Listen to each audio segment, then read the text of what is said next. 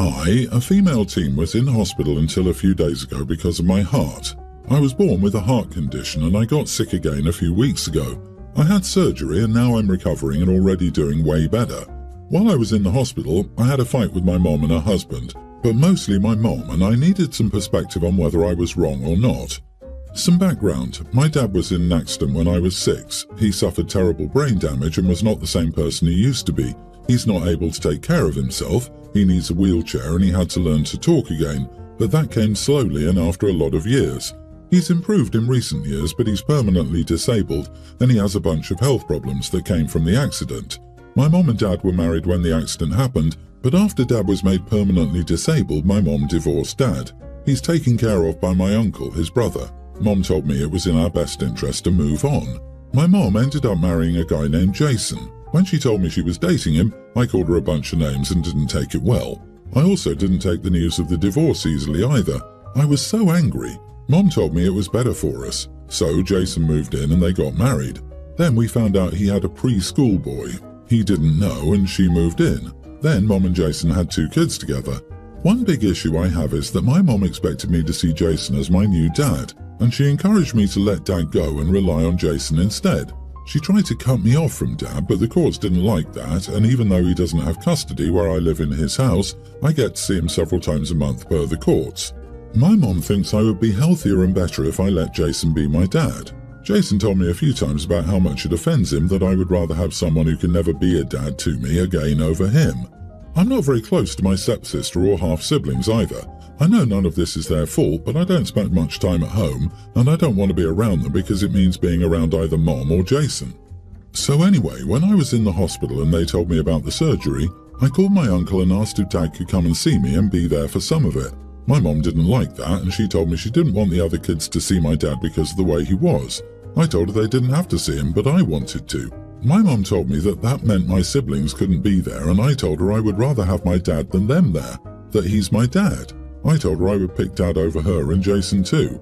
I told her she might have declared him worthless because of his disability, but he will always be my dad, and she better accept it or she'll lose me. My dad was with me before surgery and when I woke up. Mom is still angry about what I said. She held on to it until I got home from the hospital, but she said my siblings felt so rejected by what I said. Am I the idiot? Not the idiot. Your mom is not a good person. Not only for dumping your dad, but for forcing Jason on you, who is also bad for forcing himself, but for also repeating what you said to your siblings and driving a wedge between you guys. That was messed up and cruel. Those kids should never have heard that. There was no reason. You're not wrong for needing your dad. And it's disgusting how she tries to erase your dad from your life for her own convenience. Your mom is on the road to losing you completely. Jason had better hope that nothing would happen to him, otherwise he'd be better prepared to be tossed to the curb like a broken toy like the first husband. You can't just disconnect your dad and plug in a new one. Your dad will always be your dad, whether he can act in a parental capacity or not. She didn't take the in sickness and in health part of her wedding vows seriously either. Yeah, your mom is horrible. It sounds like she has a disgusting attitude towards people with disabilities like they shouldn't exist. Try to make sure to not punish your siblings for how your mom and Jason are. They're really not at fault here, but you must be prepared for the possibility that they will be treated better by your mom and Jason than you. Get better soon. My 39 female daughter recently had her nearly adult birthday. My husband, 42, and I told her to pick a restaurant she'd like us to take her to for her birthday. She chose a seafood restaurant that we'd never been to. Looking over the menu, I saw that most dishes contain shellfish. There are a few fish entrees and some surf and turf, but there are only a couple of non-seafood dishes. Our son Teen is deathly allergic to shellfish. He also can't stand fish. There are only a couple of dishes there that he could eat. I didn't want to take him there because I knew he wouldn't enjoy his meal and worried about cross-contamination.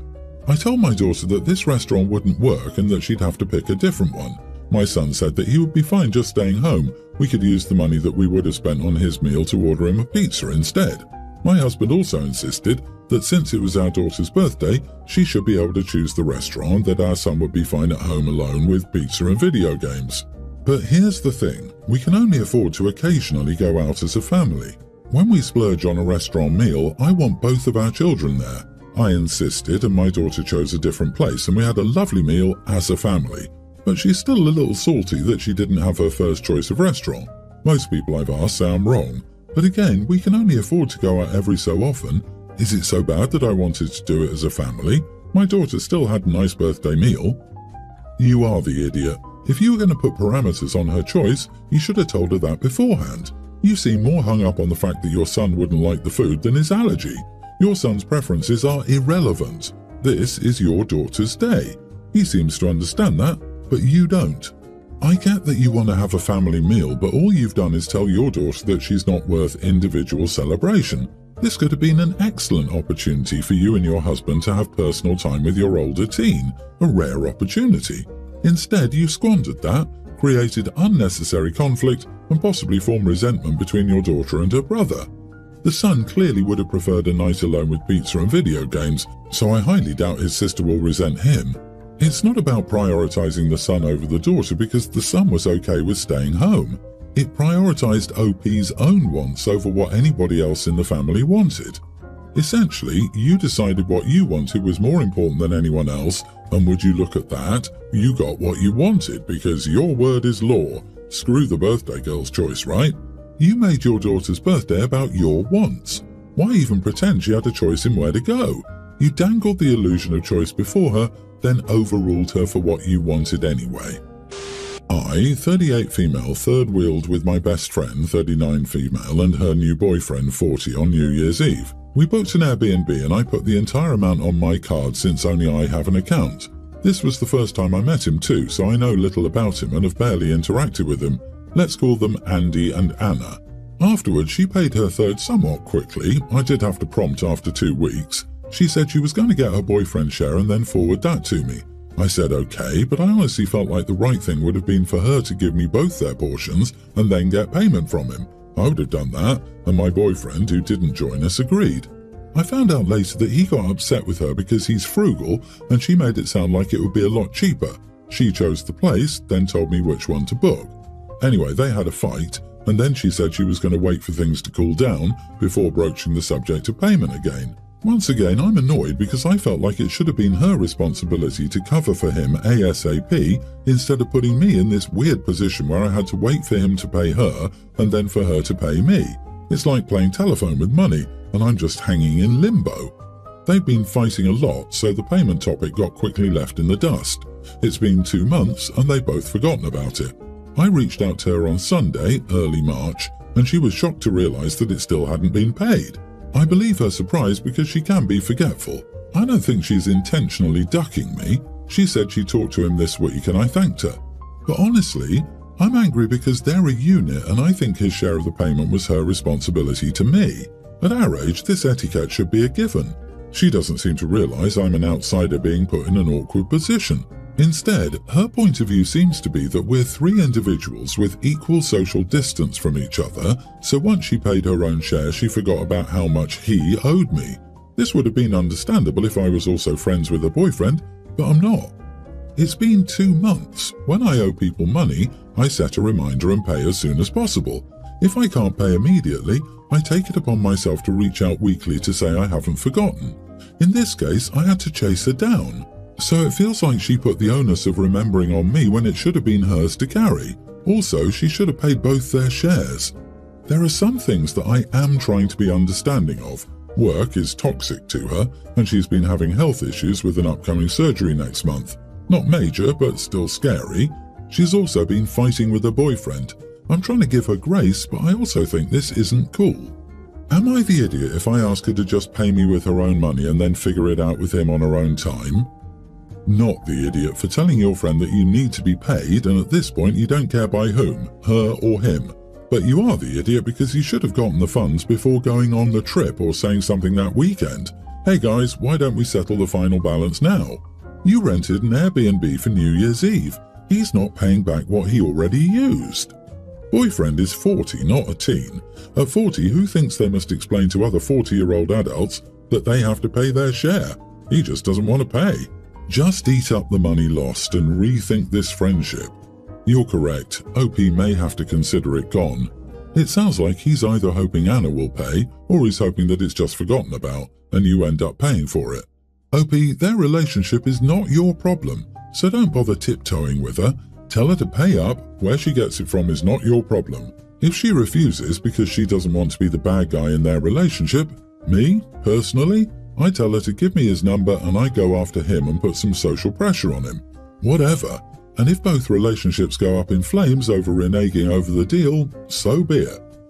I have two much younger twin siblings, Ben, 19, and Zoe, 19 female. They don't get along and are always fighting. It gets so bad that my mom once secretly told me she regrets having more children. She was joking, I think. I believe they're both equally at fault, as does Mom, but our dad dotes on Zoe a lot and believes Ben is just a stupid delinquent. For context, Zoe is more well-behaved than Ben, and she's currently in college doing a pretty tough program. I'm very proud of her. She worked hard for it. Ben really doesn't want to go back to school and shuts down every conversation related to it. He's also a painter and is always drawing or painting. He's slightly stubborn and should be thinking more about his future. Not school necessarily, but ultimately it's his choice. Still, he can only survive on little part-time jobs for a while. Anyway, my parents invited my husband and me to dinner and we said sure. I could tell Ben and Zoe were fighting when we arrived, but they said nothing. Then we sat for dinner and Zoe announced that Ben had gotten a girl pregnant. My dad went red and wouldn't even hear Ben out. It all happened so fast, but Dad went into Ben's room and threw all his art stuff out the window. He even took his guitar and locked it somewhere in the basement. He also called Ben several names. I've literally never seen Ben cry like that. When Ben finally managed to speak, he clarified that it was just a scare. No girl is currently pregnant with his child. He's now locked himself in his room and hasn't even left to go to work, according to my mom. I'm so incredibly heartbroken for him. My dad doesn't care that he misunderstood because the scare is just as bad to him, and Zoe doesn't feel an ounce of regret either. She said everyone was saying it and she only brought it up out of concern. She thinks he deserves to have his things destroyed because he lives in a fantasy land. Because of this, I've stopped giving my sister money. I gave her a lot of pocket money to spend on herself as a treat. I do the same with my brother, but I've stopped for her. My mom gets it, but my dad won't stop calling me to yell at me for playing favourites, punishing my sister for doing the right thing and rewarding my brother for being a bum. I told him I wouldn't speak to him anymore, and he just told me he was disappointed. My husband thinks I should have talked it out some more, but I genuinely think they went too far this time. Some of the stuff my dad trashed was things Ben created almost 10 years ago, and the way Zoe smiled the whole time honestly creeped me out. Am I the idiot? Not the idiot, OMG, so many serious issues. Your siblings are lucky to have you trying to look out for them. You are in the right. Dad is playing favourites. I wonder if your brother is dealing with multiple issues. It can take men a little longer to find their footing in young adulthood. It isn't always a laziness. Your sister is a little meanie bully. She did that on purpose to hurt him. But this goes way too far. I wouldn't give her a penny until she apologises and changes her behaviour. Why reward her antics? My dad won't stop calling me to yell at me for playing favourites. Oh, that's rich. He's been spoiling his little princess for years, hasn't he? And been an idiot to his son the whole time too? Is your brother a bum? Maybe. Is living an art fantasy? Maybe. In this instant, though, nothing was his fault. But your sister is absolutely a spoiled and malicious little idiot. And your dad is, well, not a good parent. Zoe is just awful. I can understand a couple of 8-year-old siblings trying to get each other in trouble with mommy and daddy, but she's an adult. What a horrible human being. I hope Ben was able to rescue some of his artwork, even if it's not intact. I wonder if there's any possibility Ben could stay with OP for a while if they put a plan in place for him to become self-sufficient. Getting out of that house and away from those people may be all he needs to get his head straight and figure out what he wants to do. He can't keep living in that house forever, working part-time jobs. I, 25 male, and my girlfriend, 26, were together for about a year. I decided to break up with her after learning some uncomfortable things about the before we were exclusive. We had a long flirt and talking phase for about 3 months. We went on several dates and mostly texted online. In the last month of that phase, she seemed distant and dodged questions from my side about the relationship. I told her we're 3 months into the talking phase, have been to dates, and we should decide if we want to go forward. She always dodged these kind of questions. After being distant for a while, she returned to her old self and told me we should be exclusive. I agreed. Last week, I learned from one of her friends what she'd been doing during that distant period. Apparently, she was talking to another guy and pushing to get him. The guy hooked up with her and ghosted her. I think that explains why she was distant and came back randomly. Call me insecure all you want, maybe I am, but it feels wrong to me. I was the second choice according to this story. Was I no different than a spare part? I talked to her about it and consulted with my friends. She and her girlfriends told me she hooked up and talked to other guys but ultimately chose you. You are the prize and you should be happy. Women tend to choose the best one among their opportunities and you're the best. I cannot even comprehend that logic. In the end, I decided to break up and people told me I did wrong. Am I the idiot? Not the idiot.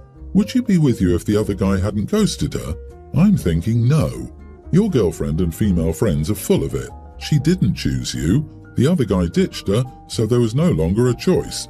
When they said, "You are the prize," consolation was silent.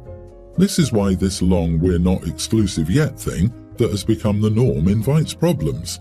In my view, if you go on a third date, you should be exclusive and not try different people for months on end.